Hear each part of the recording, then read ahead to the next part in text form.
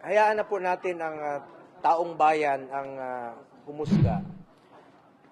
Kung mas nakakalakad ba ang mga anak natin na hindi nasasaktan, hindi nababastos ng mga drug addict nung panahon po ni dating Pangulong Duterte. Alam nyo, pag bumalik ang illegal na droga, babalik po ang korupsyon sa gobyerno, babalik po ang kriminalidad. Ang taong bayan na po ang humusga kung nakinabang ba ang Pilipino sa ginawa niyang strong stance against illegal drugs nung panahon niya bilang Pangulo. Yan ang isa sa kanyang pinangako. 2016, yan ang kanyang pinangako sa Pilipino. Lalabanan niya ang illegal na droga, lalabanan niya po ang kriminalidad. Nakinabang tayo, yung mga OFWs, may peace of mind sila na nagtatrabaho sa abroad na hindi nasasaktan ang kanilang mga anak at hindi nababastos ang kanilang mga anak na naglalakad sa gabi. Nakakauwi ng safe, nakakauwi ng hindi nasasaktan. Pag bumalik ang illegal na droga, mas nakakatakot. Ginawa niya po ito para sa taong bayan. At nagkaroon po siya ng mataas na approval rating nung nag-umpisa ang kanyang administrasyon hanggang natapos 87% ang kanyang approval rating dahil sa kanyang strong stance or strong position against illegal drugs. Kayo na pong humusga, mga kababayan ko. At dun sa ukol naman sa reward system, wala pong reward system. Full support po si dating Pangulong Duterte sa pulis, sa uniform personnel. In fact, 2018, pinadoble niya po ang sahod ng pulis, military, uniform personnel. Pinaghirapan natin yon, pinaglaban natin yon para magampanan pa nila ang kanilang trabaho. Nadoble po ng 2018 ang sahod nila sa mga entry position.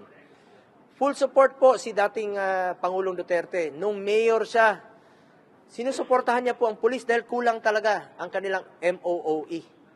Sinusuportahan niya. Hanggang naging presidente siya, kahit sinong mayor, kahit sinong gobernador, sinusuportahan niya po ang kapulisan sa mga pangangailangan nila. Pag may nasasaktan, may namamatay, pinupuntahan niya, binibisita niya. Umiikot siya sa mga kampo. Pag may mga gera o may nasasaktan, nagbibigay ho siya ng tulong sa kanila, sa mga wounded in action, talk to troops, binibigyan niya po ng tulong yan. Pumupunta siya sa pinakasulok ng Pilipinas, even sa Hulo, para makipagpulong po sa mga tropa doon.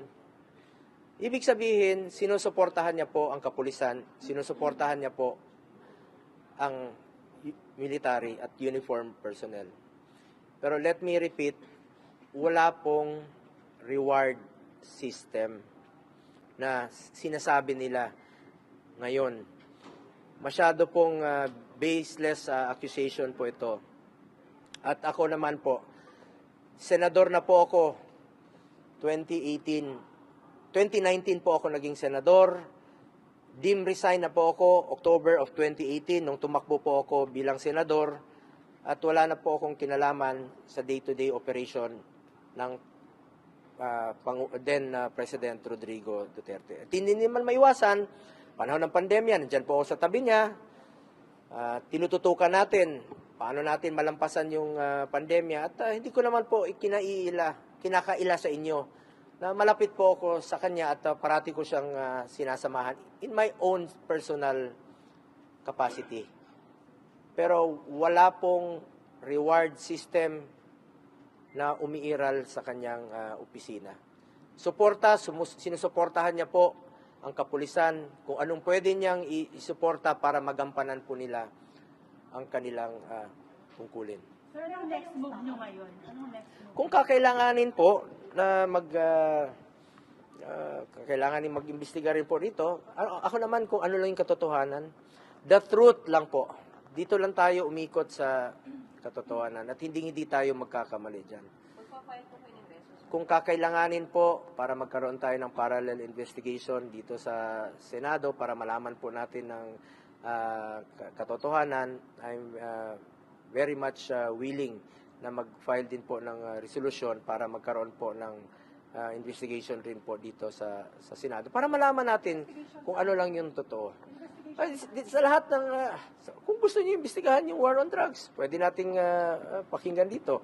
Lalong-lalo na ang ating chairperson, si Senator Bato, is the chairperson of the Committee on Peace and Order. At siya po ay Chief PNP. Para malaman natin kung ano talagang totoo.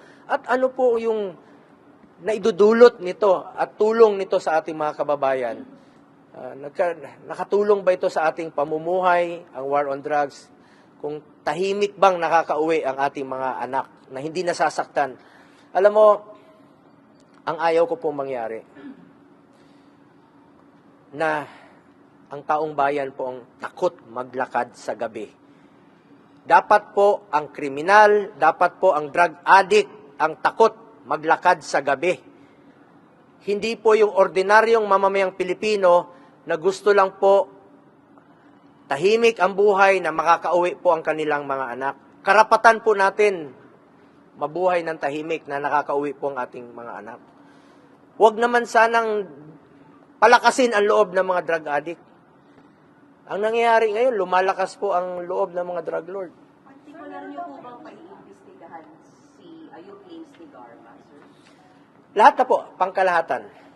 War on drugs, kung kakailanganan natin pagdinig. Sir, may staff daw kayo, si Muking, nakasama daw dun sa financial... Hindi po totoo yan. Hindi po totoo yan. Sabi ko nga, wala pong reward system. So, ang mga trabaho ng mga staff, administrative matters, presidential engagement, schedule, appointments. Kawawa naman yung mga Pilipino na mga ordinaryong staff na nagtatrabaho, nadadamay dito sa mga baseless accusation, mga hearsay. Sa totoo lang po, ulitin ko, kahit na 2018, wala na po ako sa Office of the President. Wala pong pinapairal na reward system ang Office of the President o si dating Pangulong Duterte. Salamat po. Pero sir, may staff kayo na Muking. Anong role niyo dun sa buong war on drugs? Wala po akong role, hindi ko po mandato ang war on operational yung operations ng war on drugs. Wala po akong kinalaman at hindi ko po mandato yan. Ang trabaho ko noon, nasa executive order, engagement ng presidente. Hindi naman po maiwasan na ako yung tinatawag parati ng presidente. Halika rito, i-arrange mo mga meetings. Pero hindi po sa operations ng war on drugs. Wala po akong kinalaman dyan at hindi po ako involved sa war on drugs. Sir, yung booking, papupuntahin niyo po ba sa hearing? Kasi hindi pa daw nila eh.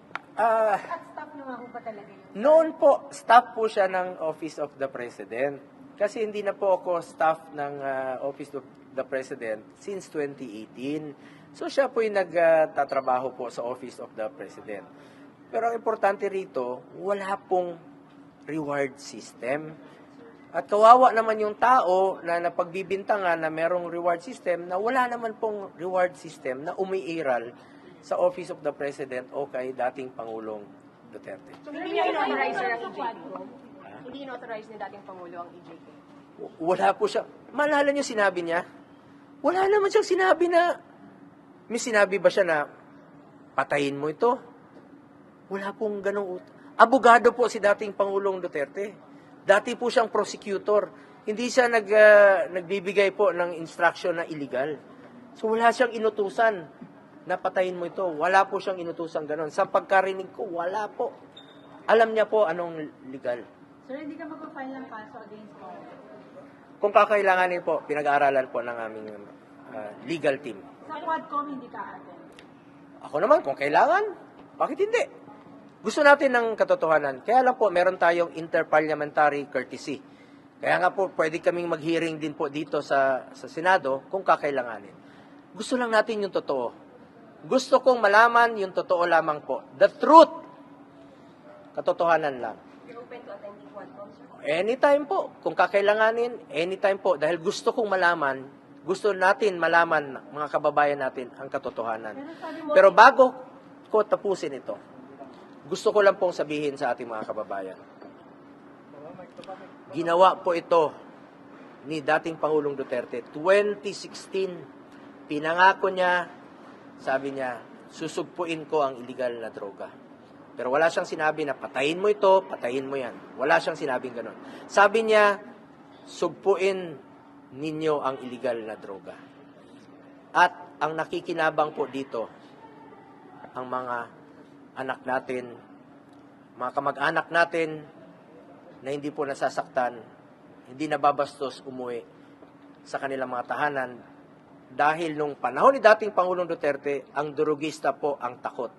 At ayaw nating mangyari na ang durugista ang maghasik ng lagim at matatakot na pong umuwi ang ating mga kamag-anak sa ating mga pamamahay. Anong tingin yung motivation you're running for 2025 elections? Di ba kayo maapektuhan sir nitong mga gantong attitude? Sabi ko nga, katotohanan lamang po at hayaan na po natin ang taong bayan ang humusga. Kung ginawa ni dating Pangulong Duterte ang kanyang trabaho noong 2016 up to 2022, kayo na po ang humusga. At kung sa tingin nyo rin po, ginawa ko ang aking trabaho at nagserbisyo po ako sa taong bayan, kayo na po ang humusga. Ako naman,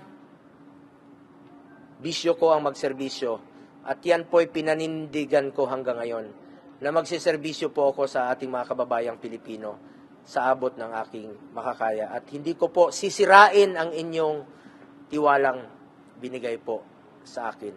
Magsiserbisyo po ako sa ating mga kababayang Pilipino. Salamat po. Salamat po. Sir, di ba ilang beses natin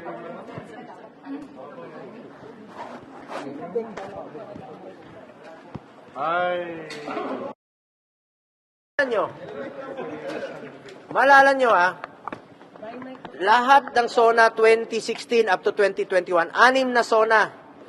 Tuwing binabanggit ni dating Pangulong Duterte ang war on drugs, nagpapalakpakan po ang lahat. Standing ovation po ang Kongreso at ang Senado. Dahil ramdam nila na may pagbabago po at tinupad ni dating Pangulong Duterte ang kanyang pinangako noon. Standing ovation. Tapos bakit ngayon sinisisi siya? Bakit ngayon mag-isa na lang siya? Hindi ba kayo nakinabang? Hindi ba nakinabang ang mga kababayan nating Pilipino? Yung mga anak natin na hindi nasasaktan? Di ba importante sa atin ang buhay ng ating mga anak, ng ating mga pamilya? Nakinabang kayo Nakinabang po ang Pilipino. Tinaya niya po ang kanyang buhay dito. Tapos ngayon, mag-isa na lang siya, puro sisi pang inabot. Sa tanong mo kanina, sabi niya, may inutos ba siya? Sa akin, hindi po siya nag-utos sa akin ng illegal. At kung sakali mang meron siyang iutos sa akin ng illegal, hindi ko po susundin. Hindi rin po ako papayag na utusan ako ng illegal.